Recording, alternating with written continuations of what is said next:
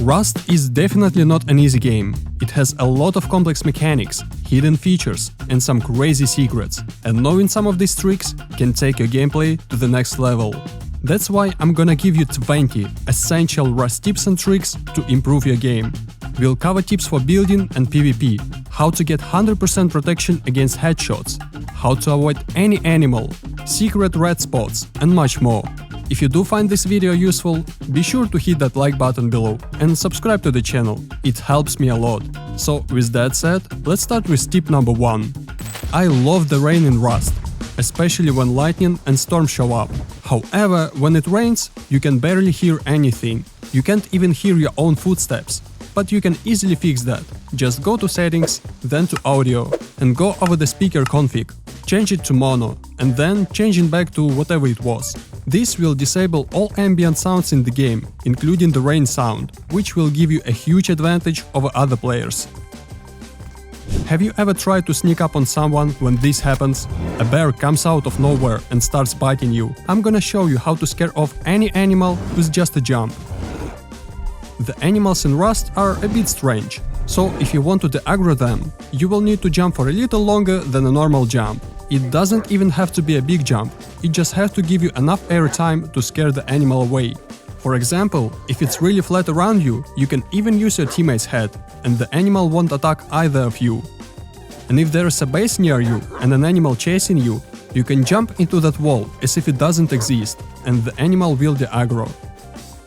You can get 100% protection against headshots without wearing any clothes. If you throw a stone axe at a teammate's head, you won't be able to do any damage while you're shooting the axe. So theoretically, if you throw 10 axes at your teammate's head so that they completely cover him, it would be impossible to damage your teammate, at least until you hit an unprotected area of his head. Most importantly, the axe won't break like a normal clothing, and it won't fall off your head until someone picks it up, so it's a very overpowered trick. New Red Town has an insane red spot inside the texture that will definitely blow your mind. You need to find this building in the corner and enter it through the door at the back. On the right side behind the door you will find the recycler, but you need to turn around and come to the staircase. From the stairs you need to jump on the locker, and from here jump onto the lamp in the middle. You're already inside the texture. From here you can see what's happening on the second floor and below you. But the craziest thing is that you're almost invisible, especially if you've got a new skin for hazmat. Next, you can walk a little deeper down this pipe and hide in the corner above the recycler. By the way, you can easily shoot and deal damage through the texture from this position. And at the right moment, you can just jump down through the ceiling and go straight into the recycler room and surprise your enemies. Always pay attention to your environment. For example, I noticed that this zipline goes too low to the ground, and this can be used as a trap. The first time I got through without any problems, but the next time I got kicked off the server. So if you know about these places on the map, you can get some free loot from other players, as well as avoid them yourself. If you want to add an extra layer of protection to your base, instead of building regular honeycombs, let's fix the loot rooms inside your base. First, place a shelf inside this room and upgrade it. Next, place a ramp on the bottom half first, and then on the upper half, and upgrade them as well. Add 2 large boxes at the bottom and cover them with small boxes.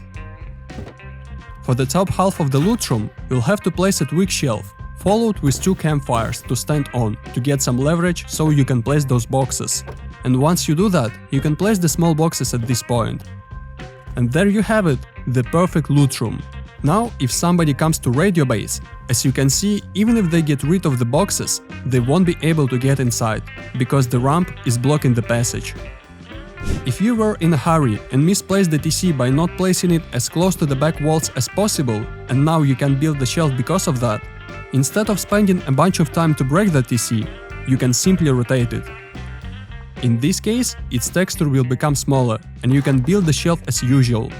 And once you have upgraded the shelf, you can turn the TC back to its normal position. A very simple trick that can save you a lot of time and nerves. Another essential trick that will save you time after you've climbed onto the roof of the launch site.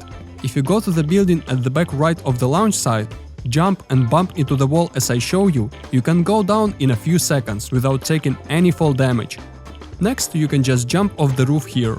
You'll take some damage, but it's much better than spending a few minutes going down the usual way.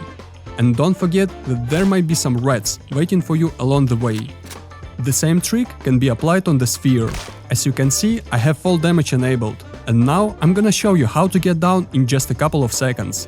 First, you have to find the beam on the side, get full speed, jump down and touch the tank from below. The jump is the same as in Assassin, and as you can see, I took no damage.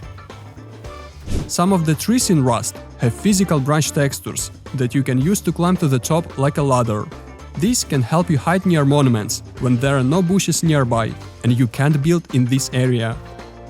The leaves provide excellent cover, even better than bushes, and who in their right mind would expect to see anyone in a tree? If you like surviving near water, swimming to the oil rig or to an underwater lab, this item is a must-have for you, and I'm talking about Boogie Board. It has so many advantages. Firstly, it's the only item in the game that gives you a third-person view. Secondly, it allows you to swim faster than with fins. And thirdly, if you're low on HP, you can't use any mats in the water. However, you can use this board as an island to heal your HP, which is the biggest advantage to me. Yes, you'll have to spend some money to buy the Sunborn DLC, but it's definitely worth it. The longer you live, the more fat you will store. For example, I have been alive on the server for 19 minutes, and after breaking my body, I will get 6 units of fat, which is not much, but can help in a critical situation when you need some fuel. And if I have been alive for less than a minute, I only get 2 units of fat. So I think we all have that low-skill teammate that we can sacrifice for fuel. If you have a full inventory, but have found the mushrooms and want to eat them to gain some HP, instead of throwing something from your inventory, you can hold E and eat the mushrooms from the ground. You can do the same with berries, but they won't give you HP, they will only increase your satiety. As you know, vending machines can be either front or back facing. However, you can also place it sideways in a doorway. In this case, it's no longer a vending machine, but an addition to the shooting floor and a place to store loot. When I'm inside the base, I can easily use this vending machine, but outside, it's impossible. On top of that, you get insane pixel gaps on the sides, which will help you during PvP, thanks to the excellent visibility. Also, the vending machine has even more HP than a metal wall, so you'll definitely be protected inside your base. But that was just the beginning, as vending machines can be used to make hidden loot rooms. If you attach a switch, splitter or any electrical component under the doorway as I show, you can place a vending machine on top of it, so that it sticks out a lot. Next, you can place 2 large boxes inside and lock them up. Cover the square with 2 walls and ceiling, and there you have it, the hidden loot room that only you have access to. To open these boxes, you need to find the pixel gap at the bottom of the vending machine, and you can easily use them. But the craziest thing is that you can use the vending machine as a bunker. For example, let's protect this 2x1 using this method. All you need to do is build a triangle frame, attach the camera in the middle as low as possible and point it at yourself. Next, take the vending machine, rotate it and place it as close to you as possible. That's it, your bunker is ready. You can also add a door inside it to add some extra protection. You can do it from the inside, but I'm showing the outside for a better example. To open this bunker, just pick up the camera and break this triangle frame. The vending machine will disappear and the exit to the second floor will open. And here is the craziest bug I've seen in Rust lately. It turns out that on some servers you can fly in lakes like Superman, because the lakes are invisible. They just don't have textures, so it looks like you're flying. But be careful, because you can get banned for fly hack.